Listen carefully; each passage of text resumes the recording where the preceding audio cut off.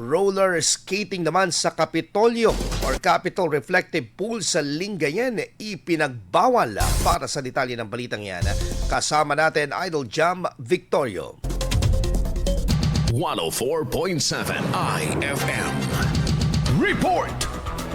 Ipinagbawal ng Provincial Tourism and Cultural Office ang roller skating sa bahagi ng Capitol Reflective Pool habang nagpapatuloy ang konstruksyon ng pasyalan at bilang hakbang pangkaligtasan ng mga bisita sa mga pampublikong espasyo. Sa binahaging anunsyo ng Roller Skaters Club of Lingayen, buo ang kanilang pagkikisa sa direktiba ng tanggapan at hindi na magsasagawa ng skating activities sa naturang lugar. Iginiti ng grupo ang kanilang dedikasyon sa skating sa mas ligtas at angkop na lokasyon sa aprobadong espasyo sa Kapitolyo. Kasalukuyan pang tinutukoy ang mga alternatibong lokasyon upang maipagpatuloy ang pagsasanay at pagtuturo ng responsableng roller skating sa bayan. Kasama mo mula dito sa IFM Dagupan, ito si Idol Jam Victorio. Tatak IFM. IFM News. IFM News. IFM News.